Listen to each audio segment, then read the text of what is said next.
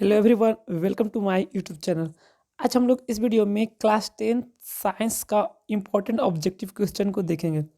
इसके पहले इस सीरीज का दो पार्ट ऑलरेडी आप यहाँ पे कर चुके हैं। इसमें पार्ट 1 में हम लोग 40 क्वेश्चन किए थे, फिर पार्ट 2 में फिर 40 क्वेश्चन किए थे और हम लोग अब तक 80 क्वेश्चन साइंस का ऑब्जेक्टिव का कर चुके हैं। अब यहाँ से 81 नंबर से हम लोग शुरू करेंगे करना, ठीक है। तो इसके पहले अगर आप पार्ट 1 पार्ट 2 ने देखे हैं तो आप जाके उसको जरूर देखिएगा। सारा क्वेश्चन आपके 10th बोर्ड एग्जाम साइंस के लिए इंपॉर्टेंट है। अभी हम लोग फिजिक्स का जो आपका सब्जेक्ट है उसको कवर कर रहे हैं, फिर उसके बाद केमिस्ट्री और बायोलॉजी को भी हम देखेंगे, ठीक है। तो चलिए हम लोग शुरू करते हैं क्वेश्चन नंबर 81 के 80 के आगे पढ़ना, ठीक है। तो क्वेश्चन नंबर 81 को देखते हैं। देखिए 81 नंबर सवाल है, प्रकाश की किरणें गमन करती है, यानी प्रकाश की जो किरणें हैं वो किस तरह गमन करती है, सीधी रेखा में, टेढ़ी रेखा में, किसी भी दिशा में, इनमें से कोई नहीं। तो इसका आंसर होगा ए। प्रकाश जो हमेशा वो सीधी रेखा में गमन करती है, ठीक है। नेक्स्ट क्वेश्चन आपका है, हजामत के लिए किस दर्पण का उपयोग होता है। तो आपको बता दें, जब ये ऑलरेडी आपको ये क्वेश्चन आ चुका है कि जब सेविंग करते हैं उसके लिए हम लोग किस दर्पण का यूज करते हैं। इसके लिए हमको अवतल दर्पण का यूज करते हैं हजामती के दर्पण के रूप में। नेक्स्ट आपका है सर्च लाइट।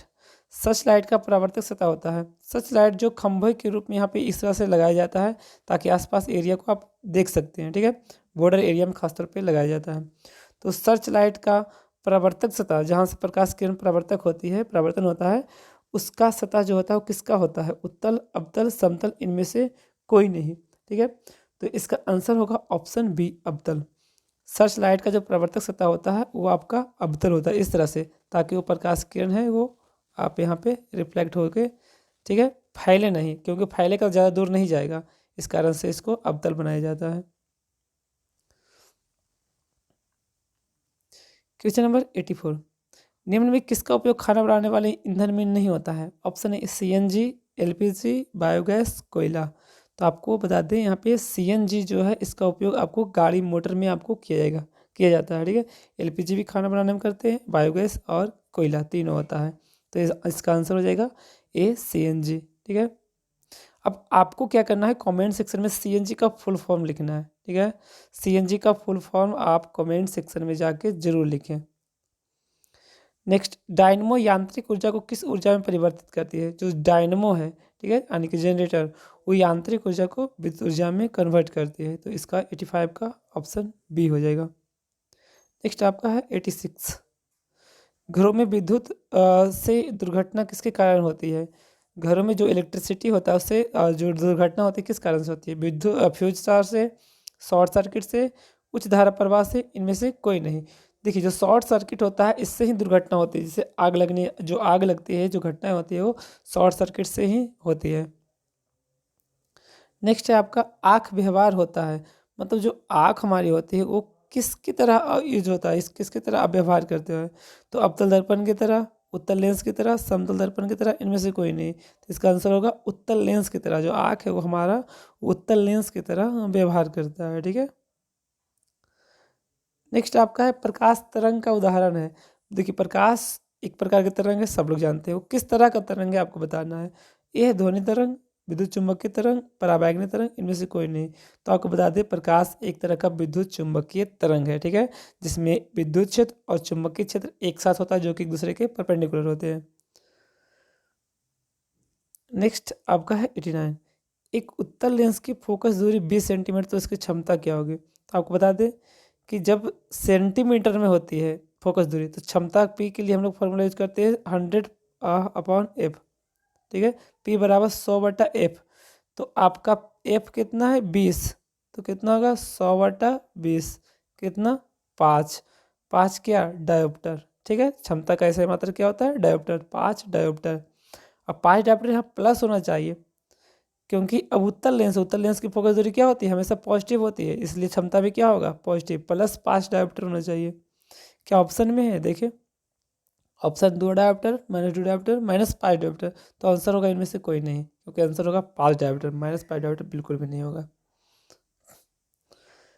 चलिए देखिए यहाँ पे एक एक्स्ट्रा क्वेश्चन आ चुका है, ये चलो यहाँ पे कर लेते हैं, ठीक है। क्योंकि 89 के बाद 90 होता है, लेकिन यहाँ पे एक्स्ट्रा आ गया कि किलोवाट घंटा बराबर होता है। तो देखिए 1 किलोवाट घंटा जो होता है वो यूनिट के बराबर होता है, ओके। तो इसको ध्यान रखना। क्वेश्चन नंबर 90, धारा मापने में किसका उपयोग होता है? तो देखिए धारा मापने के लिए हम लोग एमीटर का उपयोग करते हैं। ओके, धारा मापने के लिए एमीटर और विभवांतर मापने के लिए आपका वोल्टमीटर का प्रयोग होता है। ओके, तो इसका 90 का आपका ऑप्शन ए हो जाएगा।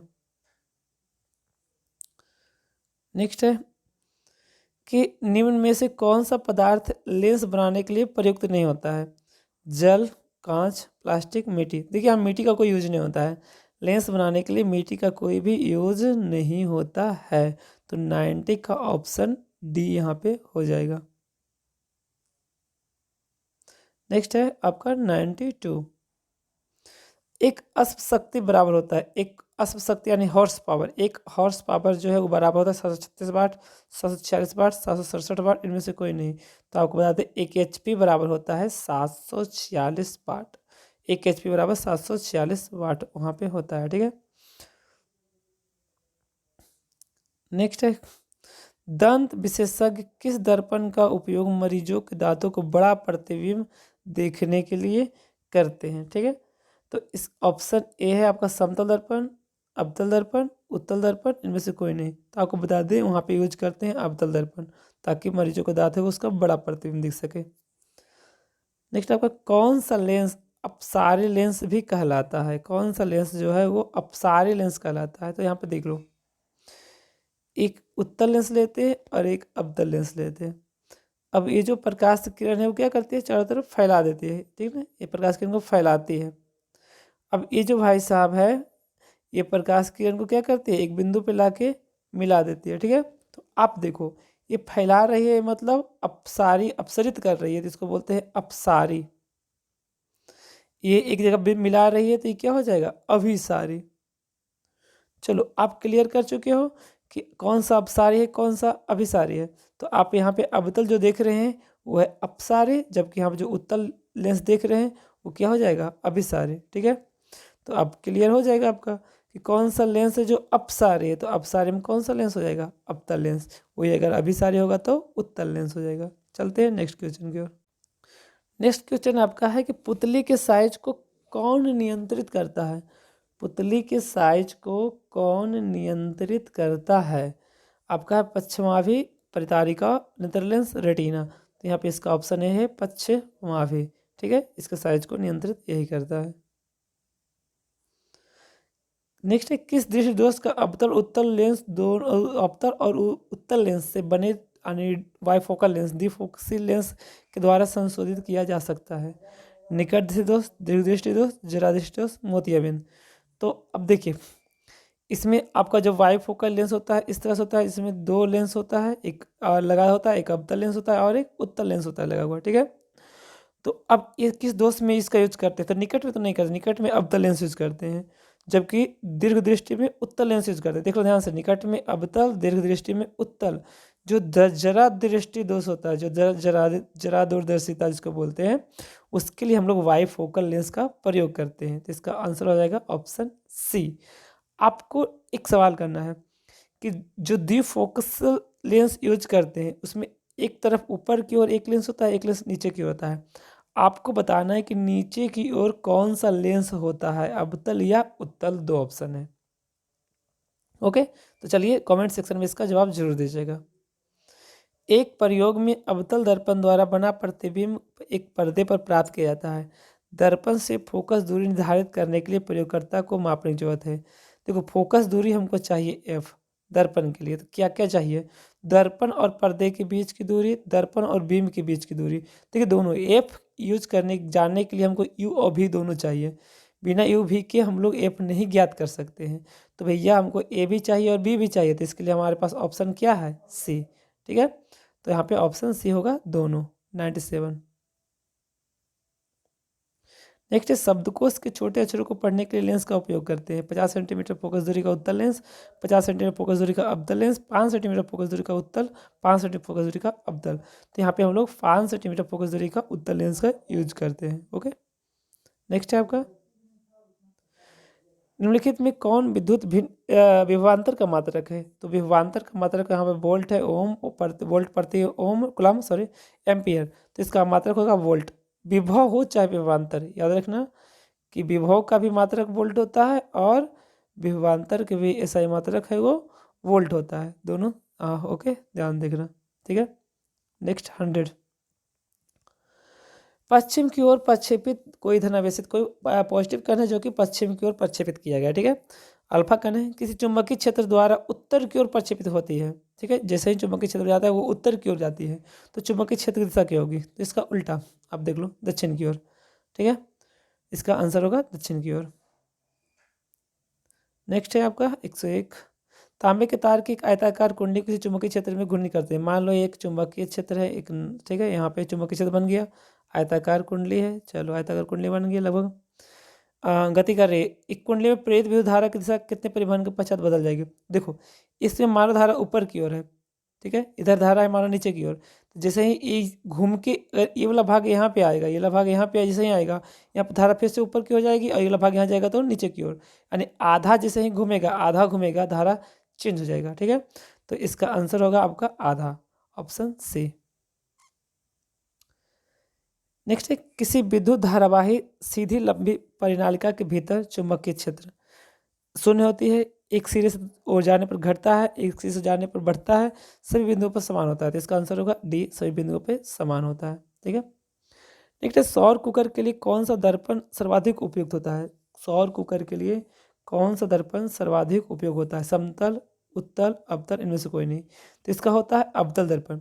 कारण कि अवतल दर्पण है ना, जो ये मान लो अवतल दर्पण है, ठीक है, तो ये प्रकाश किरण को एक जगह क्या करती है, लाके मिलाते हैं। ठीक है, तो जितना ज़्यादा किरणें मिलेगी उतना ऊर्जा वहाँ पे ज़्यादा मिलेगी, जबकि यही उत्तर करेंगे तो क्या होगा, इसको फैला देगा, तो वहाँ पे तो आपका प्रकाश किरण ज़्यादा एक जगह पे ज़्यादा मिल ही नहीं पाएगा, इसलिए उत्तल का नहीं, यहाँ पे अवतल का प्रयोग करते हैं। ठीक है, तो इसका 103 का यहाँ पे आंसर हो जाएगा अवतल दर्पण। चलते हैं नेक्स्ट क्वेश्चन की ओर।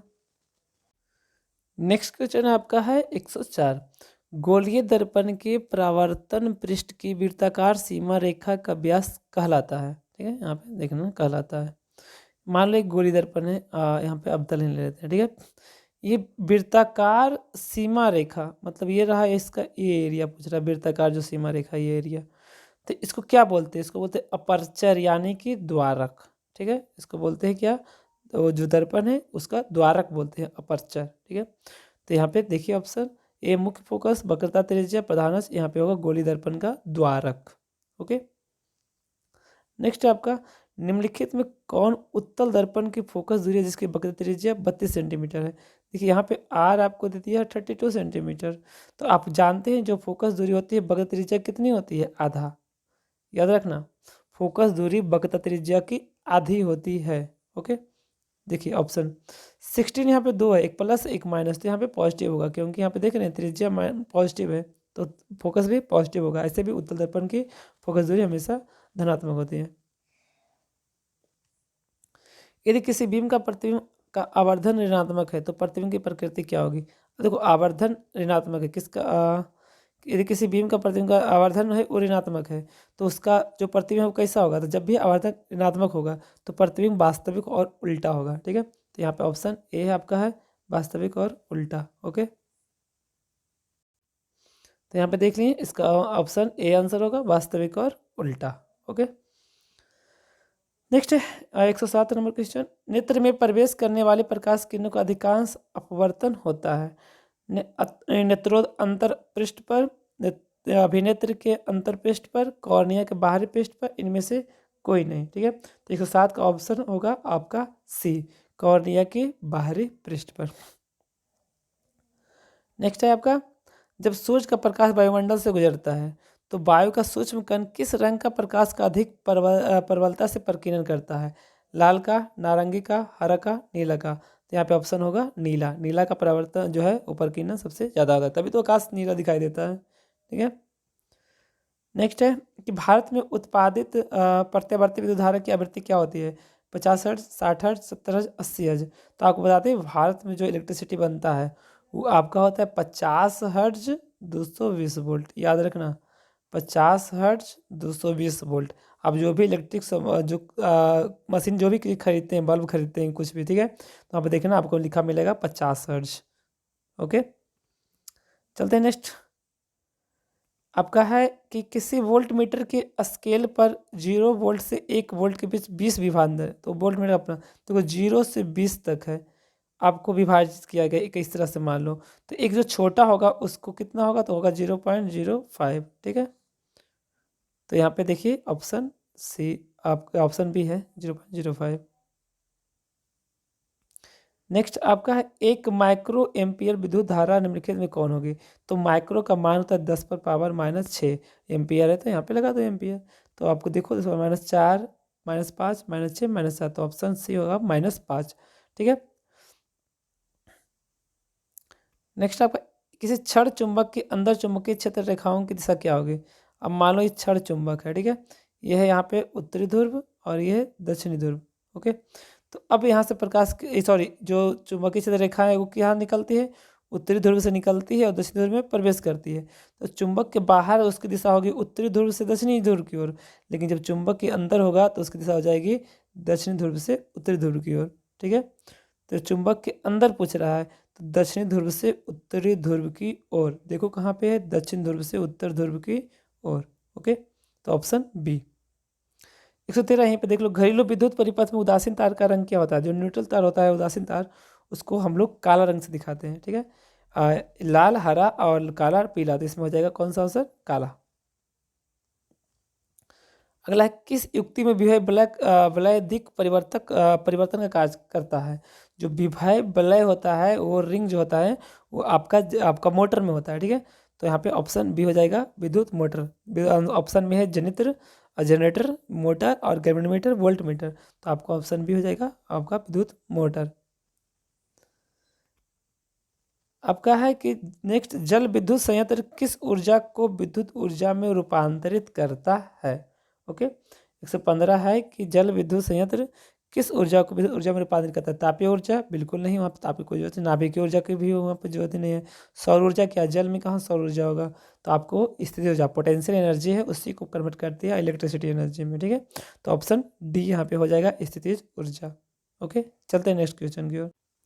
चलिए नेक्स्ट क्वेश्चन है कि नरौरा नाभिकीय विद्युत संयंत्र किस राज्य में स्थित है। नरौरा विद्युत संयंत्र योजना जो है वो किस राज्य में स्थित है। तो आपको बता दें ये है आपका यूपी में, उत्तर प्रदेश में नरौरा, ठीक है, ओके। तो यहाँ पे हम लोग इस वीडियो में देख चुके हैं इस फिजिक्स का ऑब्जेक्टिव, क्लास 10th फिजिक्स का ऑब्जेक्टिव सारा देख चुके हैं, ठीक है। तो आप सारे अगर तीनों पार्ट देख चुके हैं तो फिजिक्स के खास तौर पे जो ऑब्जेक्टिव है साइंस में 10th का, उससे एक भी सवाल नहीं छूटेगा, ओके। तो आप सारे पार्ट को ध्यान से बार बार 2 बार 3 बार देख लो, ओके। चलिए नेक्स्ट पार्ट में हम लोग मिलते हैं केमिस्ट्री के साथ, केमिस्ट्री का ऑब्जेक्टिव क्वेश्चन देखेंगे। चलिए, आप वीडियो कैसा लगा जरूर बताइएगा। देखने के लिए धन्यवाद।